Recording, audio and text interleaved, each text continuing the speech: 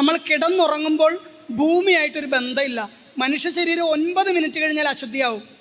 ഭൂമിയിൽ നമ്മുടെ പാദം സ്പർശിക്കുന്നത് കൊണ്ടും ഭൂമിക്ക് ഗുരുത്വാകർഷണ ബലമുള്ളത് കൊണ്ടുമാണ് നമ്മൾക്ക് ശുദ്ധി ഉണ്ടായിക്കൊണ്ടിരിക്കുന്നത്. ഇല്ലെങ്കിൽ ശുദ്ധി ഉണ്ടാവില്ല. ഈ കൈയും ഈ കാലും തമ്മിൽ മുട്ടാതെ ഇങ്ങനെ കിടന്നാൽ നമ്മൾ പരാലിസായിപ്പോൾ ഒരിക്കലും എണീറ്റ് നടക്കാൻ പറ്റില്ല. അതുകൊണ്ടാണ് തളർന്നു കിടക്കുന്ന രോഗിയുടെ 2 കൈയും കൂട്ടിത്തിരുമുന്നതും കാല് കൂട്ടിത്തിരുമുന്നതും പരസ്പരം തേക്കുന്നതൊക്കെ. കാരണം എന്താണ്? രക്തചംക്രമണം കറക്റ്റായിട്ട് നടക്കുവാനാണ്.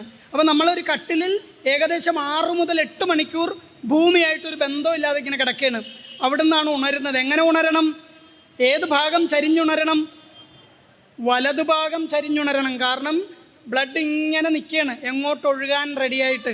അപ്പോഴാണ് അതിരാവിലെ എണീറ്റ് ഇടതുഭാഗം ചരിഞ്ഞിങ്ങ് ഉണരുമ്പോൾ ഈ ബ്ലഡ് എല്ലാം കൂടെ പമ്പ് ചെയ്ത് നേരെ ഹൃദയത്തിലേക്ക് വരും.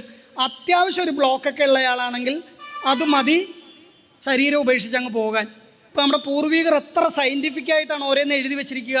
ഉണരുമ്പോൾ വലതുഭാഗം ചരിഞ്ഞുണരണം, വലത്തോട്ടുണർന്നിട്ട് വരുമ്പോൾ ബ്ലഡ് കറക്റ്റായി. ആദ്യം ഏത് ഭാഗമാണ് ഭൂമിയിൽ സ്പർശിക്കേണ്ടത്? കൈയാണ്. കാരണം എന്താണ്? ശിരസിലേക്കുള്ള രക്തോട്ടം കറക്റ്റാകാനാണ്, തളർന്നു വീഴാതിരിക്കാനാണ്. വലതുപക്ഷം ചരിഞ്ഞുണർന്നിട്ട് ഒന്ന് ഭൂമിയെ സ്പർശിച്ചാൽ ശിരസിലോട്ടുള്ള രക്തചംക്രമണാവസ്ഥ കറക്റ്റാവും. അതിനുശേഷം എന്ത് കണി കാണണം? കൈ തന്നെ കണി കാണണം. ആരെങ്കിലും കണി കണ്ടിട്ട് കാര്യമില്ല.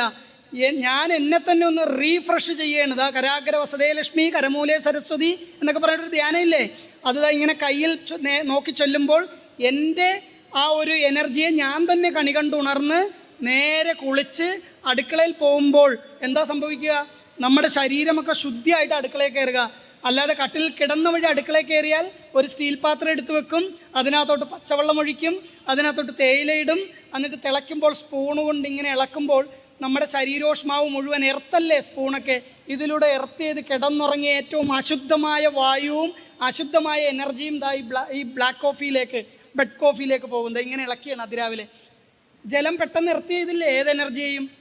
ജലം അങ്ങനെ ഇല്ലെങ്കിൽ ഇന്ന് ഇവിടുന്ന് പോയിട്ട് നന്നായിട്ട് വെള്ളത്തിൽ കൈമുക്കണം, എന്നിട്ട് സ്വിച്ച് ബോർഡിൽ നിന്നൊരു വയർ ഇങ്ങനെ ഇടണം, എന്നിട്ട് തൊട്ട് നോക്കണം.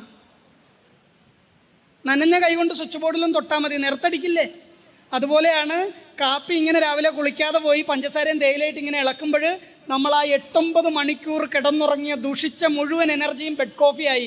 ഇതാണ് പഠിക്കാനിരിക്കണം കൊച്ചിനും കൊണ്ട് കൊടുക്കും. മോൻ കുടിച്ചോ നല്ല എനർജി ഉണ്ടാവട്ടെ എന്ന്. വിഷ കൊടുക്കുന്നത്. പണിക്ക് പോണ ഭർത്താവിനും കൊടുക്കും, ചേട്ടൻ കുടിച്ചോ ചേട്ടന് ആരോഗ്യം ഉണ്ടാവട്ടെ എന്ന്. ഈ ഒരു അവസ്ഥ മാറ്റാനാണ് നമ്മുടെ പൂർവികർ പറഞ്ഞത് കുളിച്ചിട്ട് അടുക്കളയിൽ കയറാൻ.